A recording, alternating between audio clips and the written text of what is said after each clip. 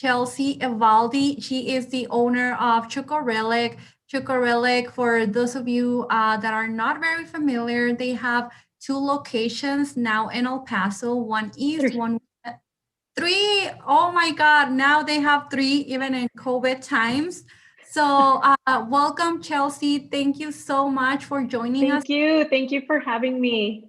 We are very excited, and we have a surprise for all of our Zoom attendees. We'll talk about that later. But before I go ahead and introduce our awesome speaker for today, let me tell you a little bit about the Chamber of Commerce, the Hispanic Chamber of Commerce, the services that we offer, and also the entrepreneurial centers that we have. Just a quick reminder, we have our Small Street, Main Street Action Days going on this Thursday and Friday. We have free COVID business survival kits for small businesses that have been negatively impacted by COVID-19. If you have any questions, you can call the chamber to find out more details. The phone number is 915-566-4066. Again, these survival kits are completely free, and these are designated to help our local businesses reopen or keep operating during these COVID times. My name is Tania Villa. I am today's moderator, and I am the program coordinator for the WBBC COVID-19 program that is operated by the El Paso Hispanic Chamber of Commerce.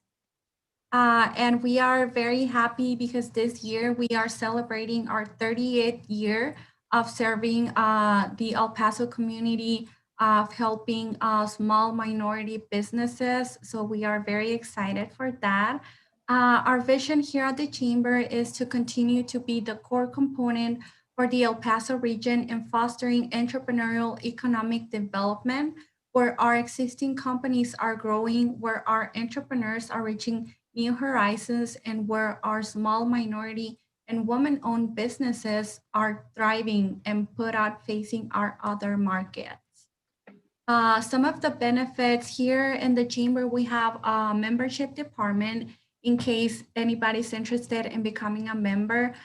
Some of these benefits include networking with other business owners. We have business development, technical assistance. We can connect you to financing opportunities. We have our advocacy team and procurement, of course. We have three entrepreneurial technical assistance centers here in the chamber. First of all, we have the Minority Business Voter Center. This is a partnership from the El Paso Hispanic Chamber and the SBA, that is the Small Business Administration. Here we focus in startups, any business that is 0 up to 3 years. We help them, we provide them the resources to start and even expand. We also have the MBDA Business Center. Inside of this center, we assist businesses that have been operating for more than 3 years and are interested in growing the business or even getting some certifications to work with local, state, or even federal contracts. Okay, and as I said, today's webinar, Building a Business with Character and Charm, we are very excited to have Chelsie here. So we have Chelsie, and Chelsie is the owner of Chica Relic. She graduated from McMurray University in 2006 in business marketing. After being away from for 10 years, she decided to make her own way back to the best tip of Texas, El Paso, from the hustle and bustle of Austin, Texas, to the Irish pubs and plains of Ireland, United Kingdom. Chica Relic's owner grew up in Juarez, Mexico, and she returned with a mission to let everyone know that the El Paso Juarez frontera is one of the best places to live and visit. In 2014, she purchased Chica Relic, And ever since, she has worked with local artists to create unique El Paso gifts, earning his souvenir shop the title of, wait for this, the best of the best from 2017 to 2019 and currently 2020. So, welcome, Chelsea. Thank Um, you. Excited to have you here. I know some topics that we're going to cover is how your creativity has been your best tool to start, operate your business. But we're also very interested in learning how is it that you support other local businesses and entrepreneurs, especially during this COVID times. So I'm very excited to get started. Do you want to share something before we get started? No, I'm so excited to be here. Thank you so much for the opportunity. I hope this is encouraging for the people that are listening that are wanting to start a business. I hope that this gives you some insight and that it gives you some encouragement to do what you're planning to do. And for those Thank that you. other ones that are joining, just wanting to hear the Chica Relic story, thank you so much for your support. I appreciate it. Yes, thank you, everyone. And before we jump to the first question, I just want to remind everyone that in this webinar there are two ways in which you can submit your questions. And at the end, our very special speaker is going to answer those live in the air. So via Zoom, you can submit your questions in the Q&A box, which is right here. And since we are also live on Facebook, you can submit those via Facebook Messenger or comment your question in the comment box and we'll read those at the end. So thank you so much. And let me share something because this is definitely very exciting. So for everyone who registered today via Zoom, uh, we have a $5 coupon from Relic, and you will get that in your email as soon as this webinar is over. So thank you so much, Relic, for this coupon. I'm very excited to see what everyone's gonna chop. So when you go shopping, make sure you tag Relic and tag the Hispanic Chamber, and we'll see what everyone got. So Chelsea, the first thing that I wanted to touch in is the very beginning of your business. How did you start Relic? What made you want to pursue opening a souvenir business, especially here in El Paso? So please tell me how you started. So you kind of touched on it in my intro. I left El Paso for 10 years. And when in the beginning, when I left, I was 18 going for college. And I really was kind of like, bye El Paso, I'm never coming back, you know? I didn't know how good El Paso was. And so I left for 10 years and I got to travel and I got to see different places. And then during that time, I just realized that El Paso is one of a kind. I mean, before I didn't like, oh my gosh, I'm going to see someone I know. And now I love it because for me, it's a sense of community. I feel like there's always someone there for me, someone that I can see. If I go to an event, I look forward to seeing who I get to meet, get to bump into that I haven't maybe bumped into for a long time.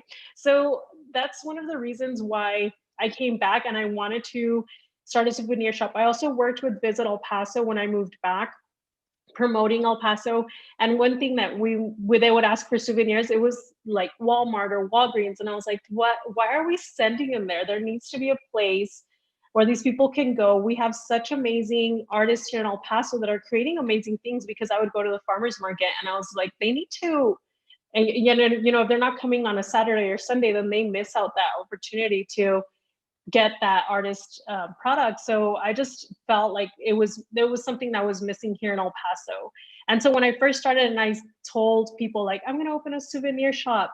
So I purchased the business. And when I said, I'm going to convert it to a souvenir shop, I would get the faces like, in El Paso, who gets souvenirs in El Paso? And I understood, because they didn't see it the way I saw it. They didn't see what was missing, you know? And so when And there was, of course, for me, sometimes I'm like, wait, am I doing the right thing by opening a souvenir shop in El Paso? Is there that need for it? And it's just sometimes it's just jumping into it. My husband is really the one that pushed me to purchase the business, honestly, because he was the one that was like, just do it, you'll be great at it. And I was like, you're crazy, because I went through business school, and in business school they tell you like only 70% or some percentage, large percentage, go out of business within the first 2 years. And I'm like, it's all the odds against you, And so he was like, you can do it, you'll do great. And he pretty much pushed me into purchasing it. And then from there, it was just working at it and being passionate about the community and bringing it out and finding the artists that were passionate as well and bringing their product to the store. Wow, Chelsea. I mean, you have an amazing story. And what I'm thinking about is a lot when you decided to open this business, you never imagined that a lot of local artists here in El Paso could really benefit from it. So, how do you feel about that? So, do they share something with you, or Yeah, what? we've had, I mean, I've grown to be friends with some of them, but one of the, actually, Jenny from the barrio, I started selling her earrings with Whole Foods, because we sell at Whole Foods. And then Whole Foods decided to make us a national brand. And so with her earrings, they wanted to sell those nationally. And so at first I was selling them for her. And then afterwards I was like, you know what, you take it. Like, this is your business. I'm a third party right now, but you're the business owner of these earrings, and it's the product they want.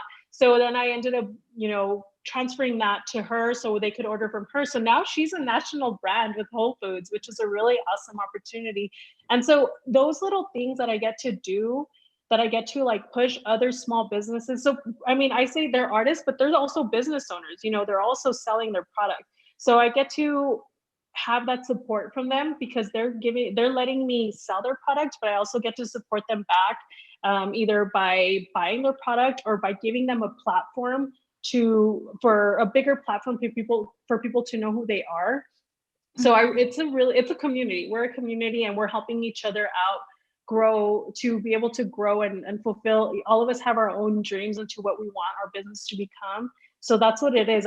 Chica Relic is a hub of artists that we're all trying to achieve something together. Chelsea, and you mentioned you went to business school for a marketing degree. Do you think this degree has been a big asset for you in your business, and You also know, to help other entrepreneurs?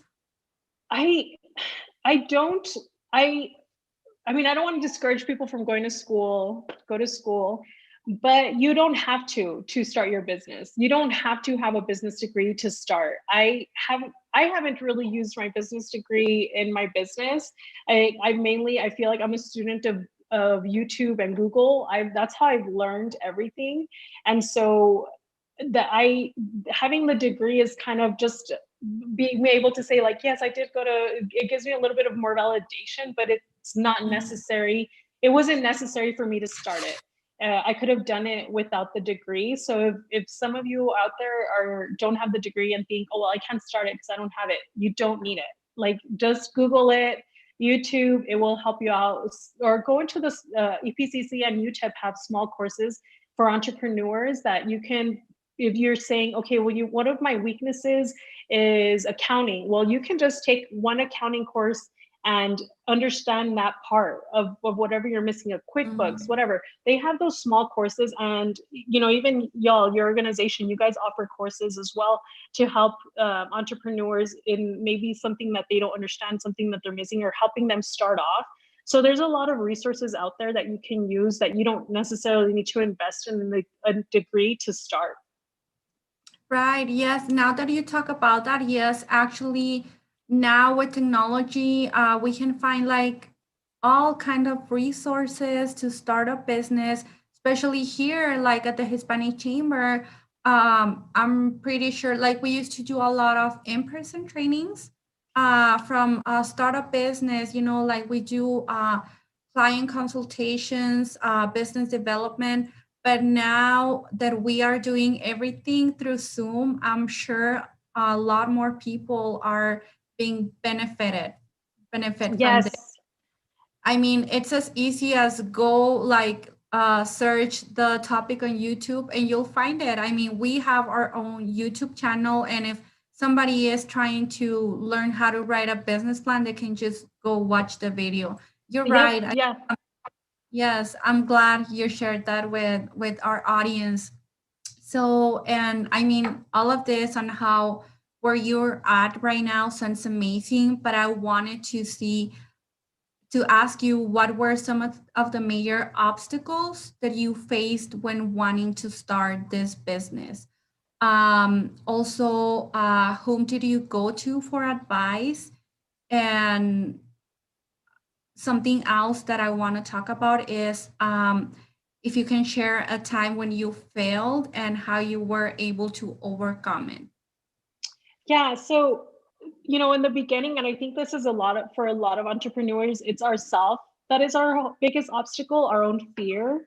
Me thinking that I couldn't do it, that I couldn't possibly be successful, what made me different. And so it's really important to surround yourself with someone, a supportive community, a supportive group, that is going to encourage you and that believes in you sometimes more than you do. That was one like I felt like I was holding myself back, but it was also difficult to navigate through what I was supposed to be doing. Like, how do I register my business? How do I do payroll? How do I take those taxes off? How, all of those questions that you have to do to to be right with the government so they don't come after you, and to make sure that your paperwork is right. And when as a small business, I didn't have the money to hire someone to say, hey, I want to start this. Can you do the paperwork for me? I didn't have that. So honestly, I took it when I purchased the business. I had just registered it uh, with the county, which is downtown, which is a really easy process to do. You just go downtown and register it. And then the EIN, which is online. And those were the only two things I did. But then when payroll came around, that was like a whole new thing that I had to learn. And it was really intimidating. And so again, with Google and YouTube, figuring out what the right way was, and then talking to other people that had businesses, like, well, what are you doing? How do you do it? And so just a tip, I use I use Square Payroll, which is really efficient and effective. If you guys are looking for someone to do your payroll, it's inexpensive. And also if you have an accountant, they probably can help you with that too. But right now I use Square, which is really helpful for me. And then it was just those little things. And I also attended some courses, some business courses in El Paso with the Small Business Association, like small things that they had. And from there, I met people. And I also went to EPCC. They have a organization that also helps small businesses.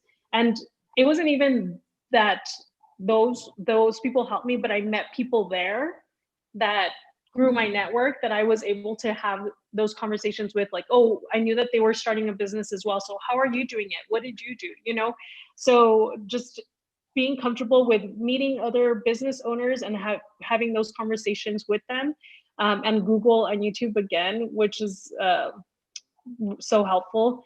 And one of the hardest things that was a tipping point for Chica Relic was, and it was my first year, I had my son was 2 years old.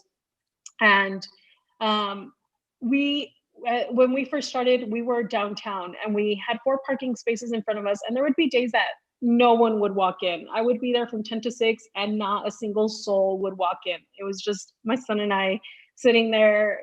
We would play and stuff, but I was not getting any business. And so I had ordered shirts and the vendor came and dropped them off, and I didn't have the money for them. I was like, oh my gosh, what am I going to do? I do not have the money to pay them.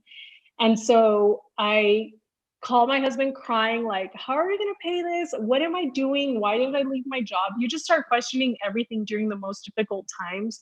And so I drove to the bank like not even knowing what I was gonna do. And I'm sitting in the parking lot crying, okay, like crying out my eyes out, and my son is in the back seat.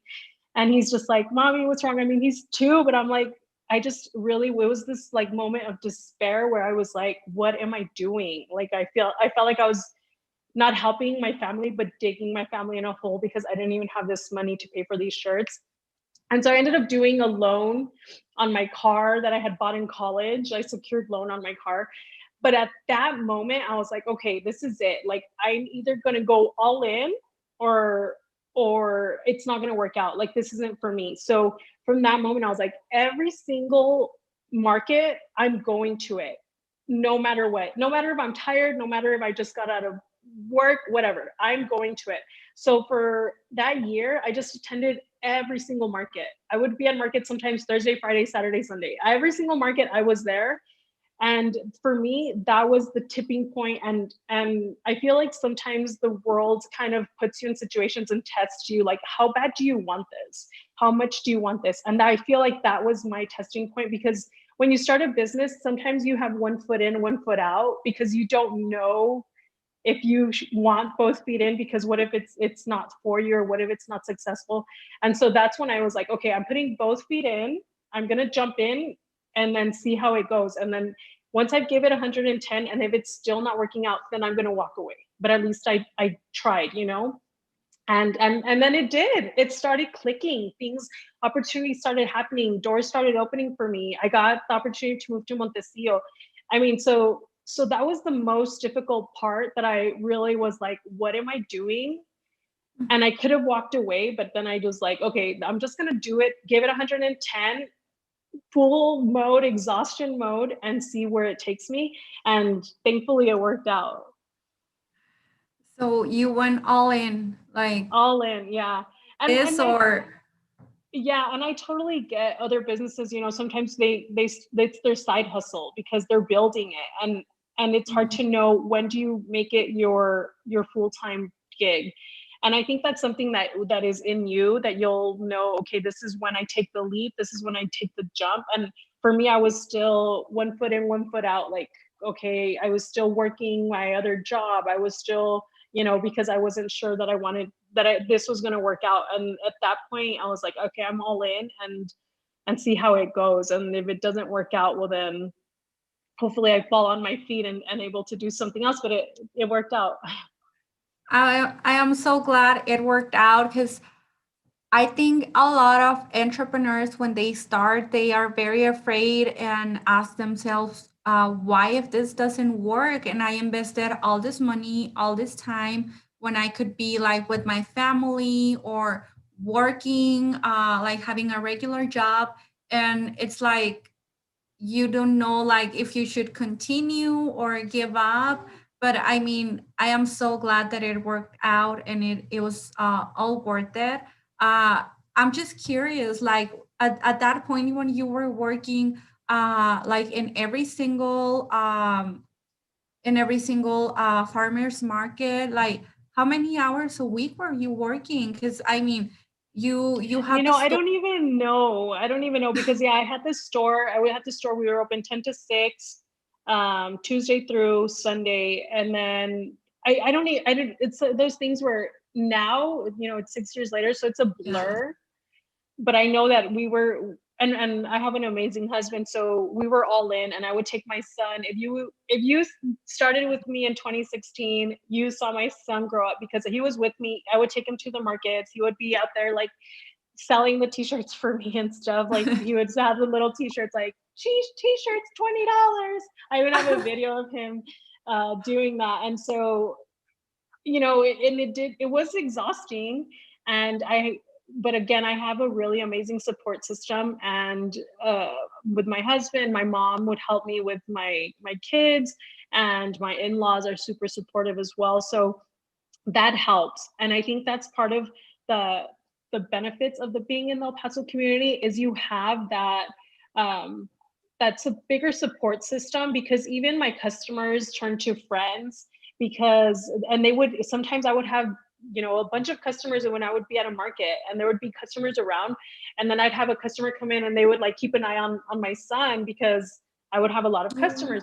And it was just always like that. Or the vendors would help me. The other vendors would help me. Like, they would see if I was busy and they would entertain my son, or my son would go to their booth.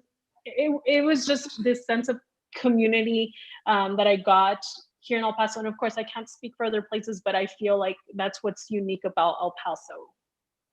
Chelsie, how old is your son? He's 8 now, but we started So, when he was 2. I mean, you can say that he has 8 years in running of experience and running a business. Yes. Yeah, he Because does. He he's does. been there. Yeah, Oh, he that is does. very sweet. So, another thing that I wanted to talk to you about is, I mean, I found you on Instagram a long time ago already, and I mean, you are a social media butterfly. You're always there posting stuff. I mean, you have a very active Instagram profile.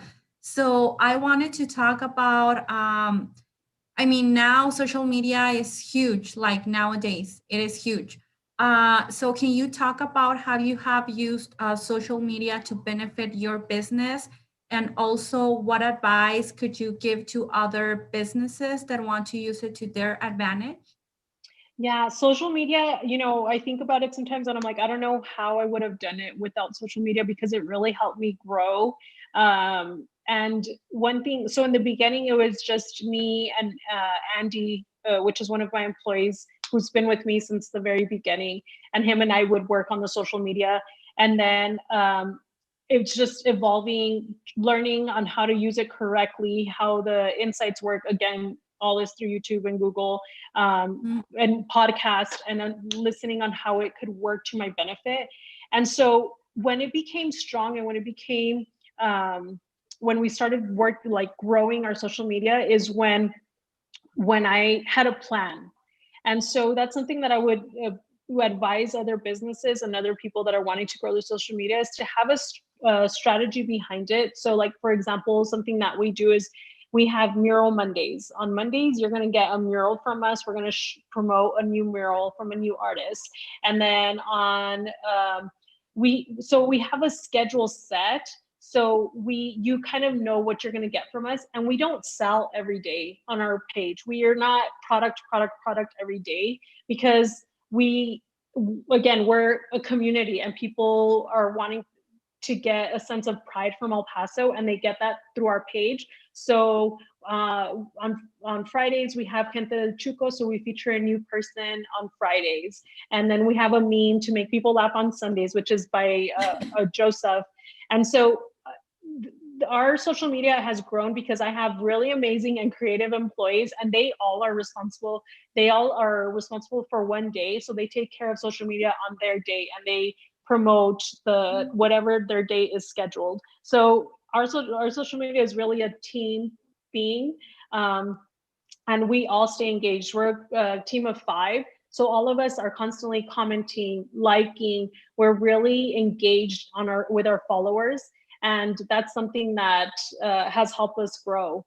And something that also as well, like when for example, our East Side, which is our newest location, we've been really strategic in our social media there, and doing our target marketing. So we go specifically to businesses, people that have checked into businesses around that location, and we engage with those people. So we comment, we like and comment with those people. So if someone checked into the Shack, which is part of our West East Side location, will like and comment on theirs, and then they'll find out. It's almost like you're handing them a flyer, honestly, when you like and comment, because you're telling them, hey, I exist, here I am.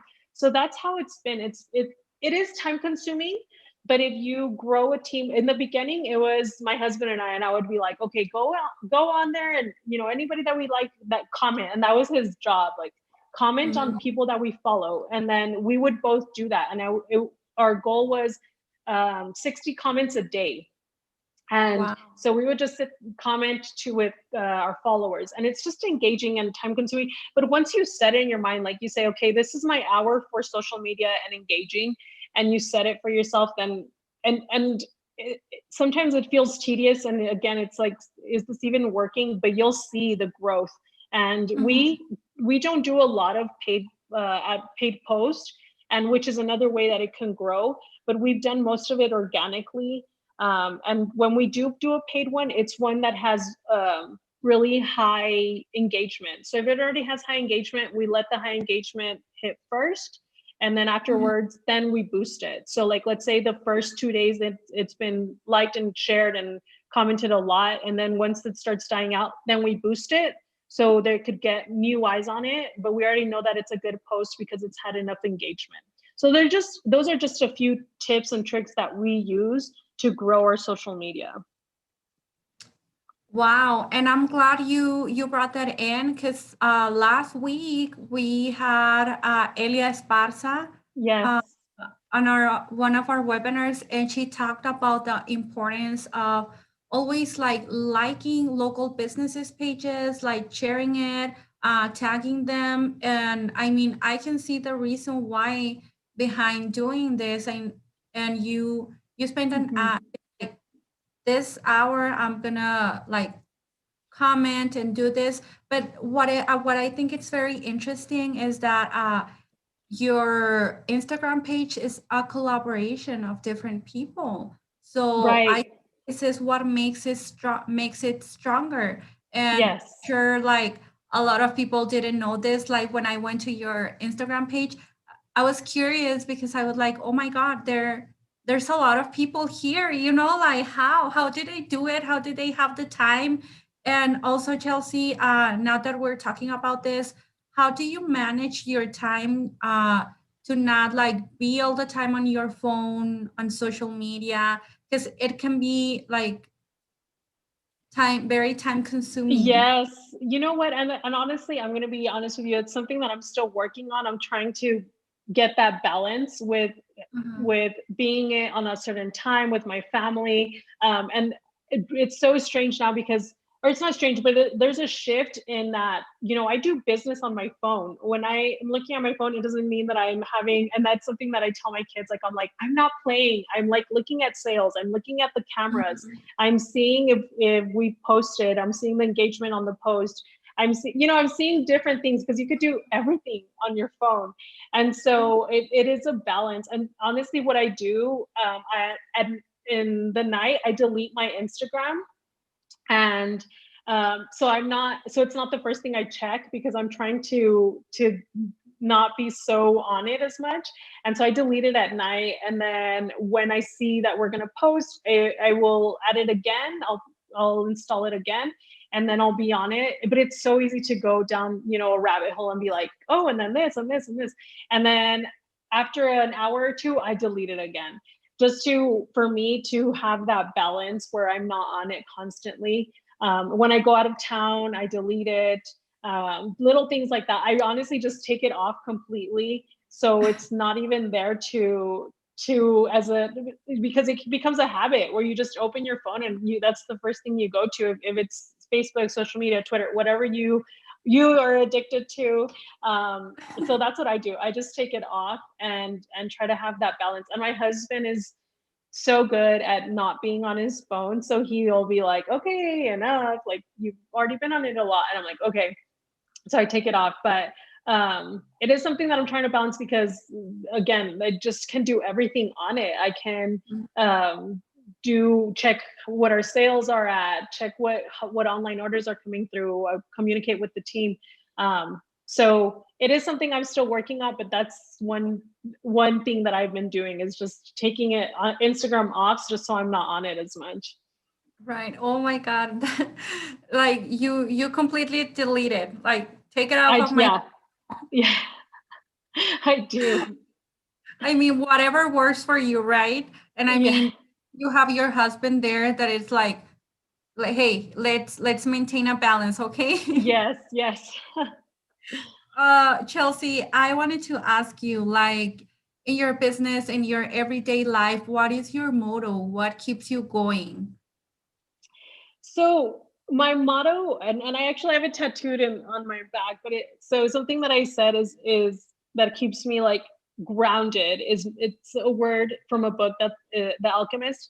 maktub, and it means it is written. And what that means to me is that my destiny is written, like my path is written, because sometimes I get boggled down and I get like, oh my gosh, they're doing this, they're doing that, I'm not doing this, I'm not doing that, and I get overwhelmed with where I am or where I'm not. And I have to remember, this is my path, this is my destiny, this is where I'm supposed to be. I just need to keep working in my lane, stay in my lane, and keep working on what I'm doing. I can't be focusing on this and that and all this, because sometimes it does get overwhelming. It's easy to compare yourself, and it's easy to think that you're not doing enough. But for me, it's like, at the end of the day, especially when I don't feel like I've done anything, I always do a checklist. And if I just checking things off makes me feel like, okay, I did accomplish some things, and maybe it wasn't everything I wanted, but I accomplished some of it. So for me, it is written. And The Alchemist is one of my favorite books. And there's the story, and I'm sorry, I'm babbling on this one, but there's a story on there that there's a hill, and there's on the top of the hill is a store that sells crystals. And this little boy's looking for a job, and he goes up to the store, and the crystals are full of dust, and the man's like, no one comes up here to buy my crystals. And he's just like, well, he sees it differently. He's like, they're crystals, they're beautiful, you just need to clean them. So he goes and he cleans them for him, and then people start going, and then his shop ends up being the best crystal store, because he saw it differently, and he brought new life to it. And I used to say, when I was downtown, when no one would go, I'm like, I need to polish my crystals, and I'm going to be one of the best stores. I would tell myself, like, I'm going to be one of the best souvenir stores in El Paso, but I need to polish my crystals. I need to do the steps. I need to take the steps to get there. And it's all like with Mactum, it is written like, this is my destiny. This is what I'm supposed to be doing. So for those that are out there listening, like, if you feel, overwhelmed, or if you feel like you don't know if you're doing the right thing, just take one step towards what you're trying to do.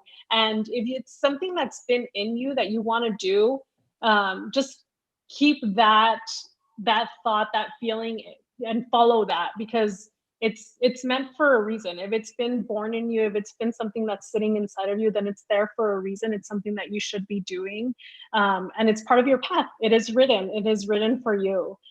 So that's one thing that's my motto, and that keeps me kind of grounded and in path to what I'm trying to do.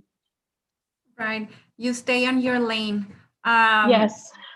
I'm glad you shared that, because now, especially nowadays with social media, it's very easy to get distracted by what everybody else is doing. But you know what? Like, every business is different, like every person is different. So you need to find out what works best for you and trust in your process, right? Right. Also, something else that you mentioned is when that you have your checklist, and that keeps you like motivated and makes you feel productive. That's very funny. Well, that's interesting, because we had Tania Peregrino. Also, she is she has a huge social media presence. She Yes. does businesses with her family, and she said the same thing. Like, whenever like I need to like go back and remind myself what I did today, like I have my checklist to feel productive, and just doing that, like, it helps a lot. Yeah, it So does. that is interesting. um who inspires you? Who inspires me? I mean, Life and honestly, business. yeah, my kids, they're the ones that I look at, and I'm just like, I look to them to keep going. But of course, my family, my mom especially, my mom is the original Chuco Chingona. She was a single mom. She put us through school. I don't even know how she got us through. private school. She was a secretary. I don't even, honestly, I don't even like, I'm like, how did you do it? How did you pay for us to go to private school? Because we lived in Juarez and she wanted us to go to school in El Paso. So she made sure that we were in a private school. And so she's just the kind of person that she doesn't, if something gets in her way, she like looks around the wall and is like, okay, I'm gonna just do it this way, you know? So my mom really motivates me because I see her and I'm like, if she can do it, I can do it. And then she really doesn't even give me a chance to fail. Like this week, my kids are off for another week and she's just like, vete a las tiendas, like tienes que atender tus tiendas. She doesn't even give me like, she's just like, bring me those kids and go work. Like you need to make sure that your businesses are doing okay or doing good. So my mom's the one that motivates me and inspires me to do my best. Right. I mean, besides motivating you, she supports you. She's there for Yes. you. Yeah, she's amazing. And like she'll be like, bring me the kids. Do you need me to have the kids today? And that's huge because it's really sometimes, they're little, so it's not like I could be like, peace, I need to go here, I need to go there. And so Yeah. for her to be like, bring them to me. And I know that's a lot of people don't have that. And so having her to be able to support me in that way is huge. Yes, and I mean, just having your mom in the same town, I mean, that is such a blessing. Uh, Yes, it I am is. so glad. Is she watching us right now? Probably not. She has the kids. Okay. If not, she can watch it on our YouTube page later. Yes, I'll show her. Yes. Chelsie, now with COVID-19, it is very sad because the small businesses are the ones that are being most affected. And I just wanted to talk about some obstacles that Chica Relic has faced during COVID-19 and how have you adapted to doing business during the pandemic? Yeah, the the thing with COVID, it's really hard to predict.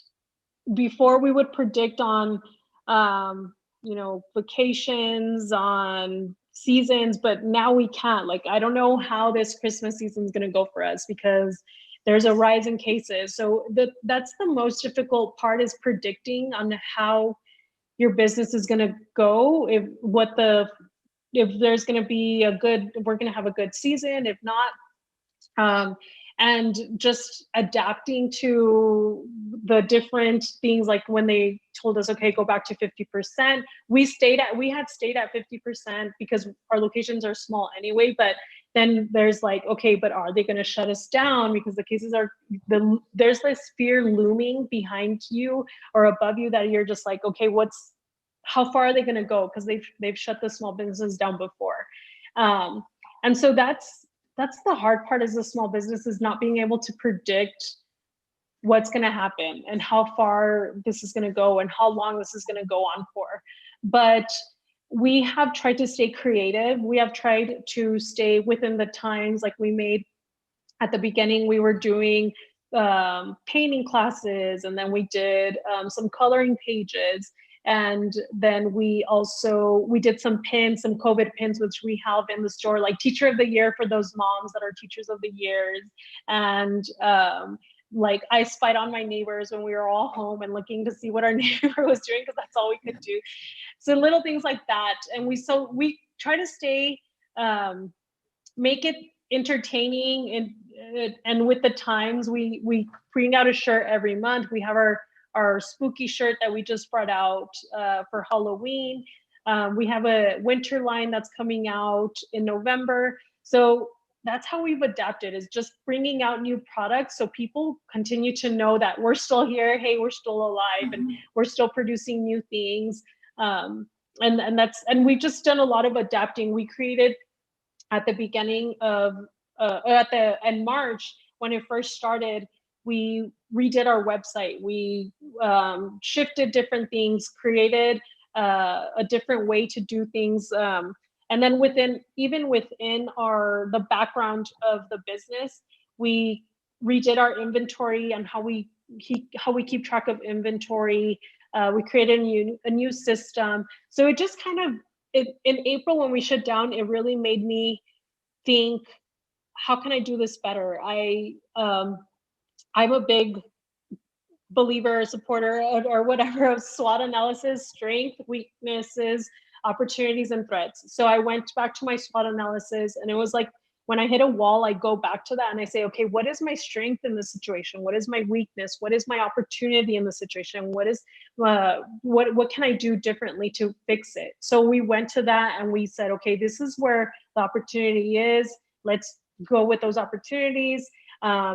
So yeah, that's what we've been doing, and just staying creative and staying, keeping our doors open, being consistent with our hours, and having new products for people to purchase, and show their pride for the El Paso and for the community.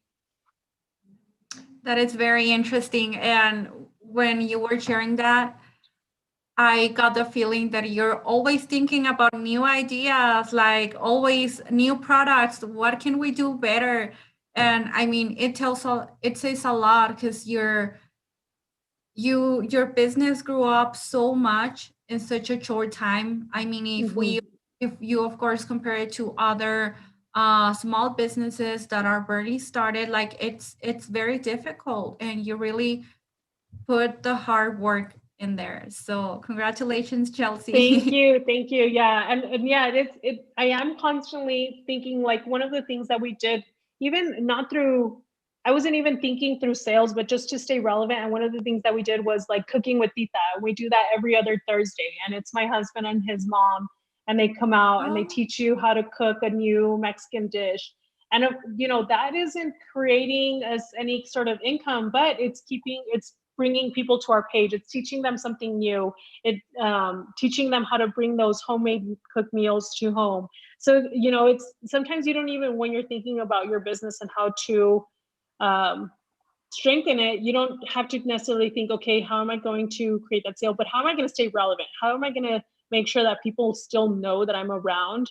And that was one thing that we did. awesome. So Chelsea, something else that I wanted to talk to you about is uh with so much uncertainty in the near future because all of the pandemic, the COVID going on, how are you planning your next few months? How do you reassure your clients in times like this? It's hard to, again, it's hard to plan. It's really hard to plan. And so what we're doing is we're just creating new products. And what have we have someone that comes into our store every month that sanitizes and cleans the store. So that's one way, so they could come in and be feel safer, that it's not just, it hasn't been cleaned, or it hasn't, as far as COVID goes. um, we require masks. Our employees are also wear their mask. We have a shield. So we take those little precautions that to make people feel safer in our stores. And we also have pickup options. So if you don't want to come into the store, you can just pick up your purchase, and it's curbside. We'll take it out to you. So we're doing what we feel and what we think we can do, which is create new products, stay relevant, create a new winter line. Um, and we've also been helping the community. We had El Paso Giving Day that was last week, and we donated to 4 different nonprofits, because I really believe that when you help other organizations, when you help other people out, it's like full circle and it comes right back. So that's what we've been doing. We're supporting our community, and we know that the community will support us back. Wow. And I have one last question for you before we jump into the questions from the audience. So, to our attendees, if you're still watching, submit your questions via the Q&A box. I know we already got some via Zoom. So if you're watching via Facebook, you can also submit your questions, and we'll get to those questions in a little bit. So last question for you, Chelsea. I wanted to know what advice would you give to your younger self? But also, what advice would you give to a young Latina who wants to open up her own business? You know what, I would, to my younger self and to a young Latina, it's, again, if it's something that, if it's an idea that you feel is for you, you know, research it, see how much time it's going to take you, how much effort it's going to take you, and then think to yourself, are you willing to do it? Are you willing to put that effort in? And at that point, if you're like yes, um, then do it, and again, go all in. If you have a product, I always suggest small businesses to do the farmers market, because that helped me a lot. It was inexpensive to do. It cost time. Yes, it costs time, but that's what you have at that moment when you first start a small business. You have to be willing to have a lot of time to invest into your business. And so go to every single market that's available. Right now, what we're doing, and I had mentioned to you, Tanya, that we're inviting other small businesses into our business, where they set up a table outside of the business, and we, you know, promote for them, let people know that they're going to be at our stores.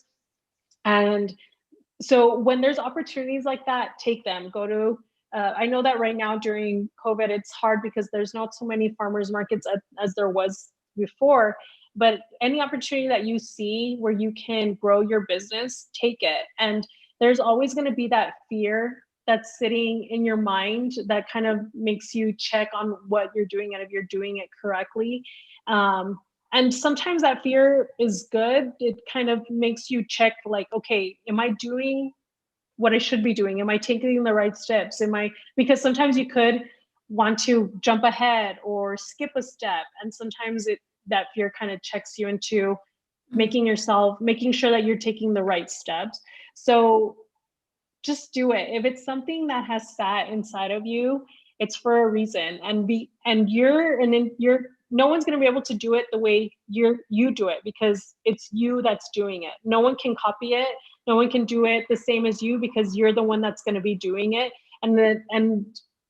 That's what makes it unique. You make it unique. And that's something that I tell myself, like, I'm making this unique because it's me. No one can replicate Chica Relic, because they're not me. I'm the one that's doing it. It's my business model. It's my business plan.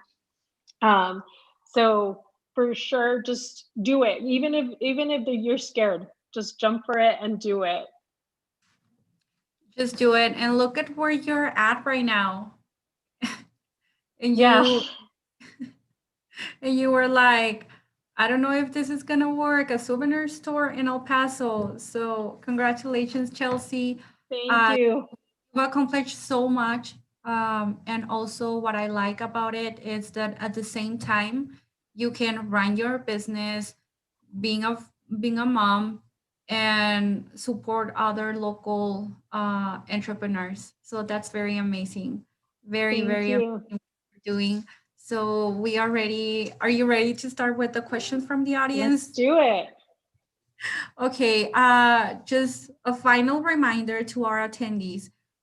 You can submit your questions now, and we're gonna start reading those. So first question, Chelsea, that we have from one of our attendees. She's asking, do you listen to podcast? And if so, what is your favorite podcast? And what time do you typically listen to it? So I listen to, one of my favorites is How I Built This. And I listen to it when I'm driving and before bed. I actually listen to, I listen to either an Audible or a podcast while I'm going to bed when I'm laying there, because that's a time that I can just relax and listen to something. So that's when I listen to a podcast. And How I Built This is really an awesome podcast, because they give you ideas of how, and also, like, there's been people on there that I'm like the lady that invented the Swell water bottle. I was like, what, a water bottle? And how did she get so big? And she tells you how she did it, and it makes you feel like, oh, I can do it. She did that with the water bottle. I can definitely do this with my product, you know? So that's one of my favorite podcasts. And then Being Boss is the one that I started with when I first started my business, and they offered me a lot of great insight on social media and how to be creative with your business. And so Being Boss and How I Built This are my favorite podcasts. Wow. I mean, I'm gonna take note on that. And also when you mentioned that how I built this, I've listened to that. I actually found that podcast when I was in school. I took an entrepreneurship class, and I mean, this professor recommended this podcast, and I don't know why, but you remember, I don't know if you listened to the this episode with Bobby Brown, Yeah.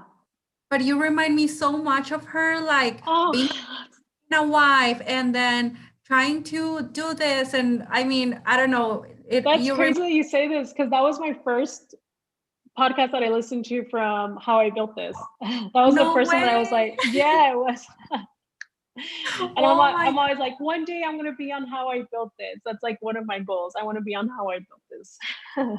we support you. I'm gonna be there listening, waiting for it. But yes, that's amazing, honestly. Um, Another question is, where do you see yourself in the next 5 years? Oh, you know, man, so that's like a double question for me, because before COVID, I had a different plan. I was like, okay, I want to expand. I want to make this more of a national brand, and I have an idea of how I want to do it. And so, but right now with COVID, it really has slowed me down. Not slowed me down, but it kind of has made me realize that, I opened 2 stores in 1 year, and I need to love on those stores. Like I'm kind of the person that's always looking to what's next and what's next and what's next. But this time really made me want to pause and grow what I have, grow in where I'm at. And maybe in 5 years, I mean, it's a weird time, because our mentality is just so different right now, because you're taking care of yourself, taking care of your family. You're in a little bit of a state of fear because of everything going around. But maybe in 5 years, I'll be a national. I'll have a location outside of El Paso, if it's how I have thought of it before COVID, and if it's something that works out for me. And as a mom, that's something that you take into consideration, like, how much am I willing to give to, and how much do I have to give up, you know? So I think, Mhm. okay, I want to expand my business, but how much do I have to give up for my family? How much does my family have to give up for me to expand into what I want it to be?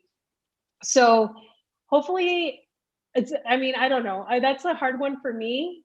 Right now, what I'm doing is I am making sure that my 3 locations are as strong as possible, and that they survive this time, and that we survive, and we're actually bigger and better at the end of it, and where it's strong enough that I feel like I can do and grow somewhere else. Very interesting. Thank you so much for sharing. Another question is, what activity do you engage in to get away from work and to decompress? So it's like, I'm so sorry. I feel like before COVID, I would actually, I played on the Sunday basketball league, and I played in an indoor soccer league. So that was like my de-stressor. I love playing sports. So I would go, and on Sundays I would go play basketball, and on Wednesdays I would go play indoor soccer. So that was my time. But right now is I try to go for runs, but I really don't like running. I don't like running in the streets or anything like that. So what I have been doing, one thing that I do actually do now that I didn't do before, is I go outside and I plant my feet in the grass and I do stretches. I do different type of stretches, and I just say thank you for letting me start another day. And it's just kind of my way to do deep breaths, and get my day started with a clear mind and a positive thinking. So that's something that I do right now. I'm not being very active as I would like to be. I wish I could tell you, yeah, I'm jogging every morning. And I wish I could tell you that because I want to be doing that, but I'm not. I'm sure you'll get back to it. Yeah, I miss playing sports. Chelsie, and the last question that we have from our audience is, what is your favorite book? The Alchemist. The Alchemist is my favoriteest book. There's so much knowledge, so much great gems in that book, and it's in a storytelling. So I've read it so many times. It's the one that I go to all the time, and it just kind of lets you know, like, everybody has their story, and some people go the safe way because it's scary to follow your path sometimes. But if you just got past that fear, you would see what great possibilities are out there for you that the world has set up for you. And I also believe that we're all connected in a way, and our energy is connected in a way, and that it touches that in The Alchemist. So that's one of my favoriteest books. And I mean, I'm telling you, I don't know if you can see, I have my maktub tattooed on my back. I can't see it.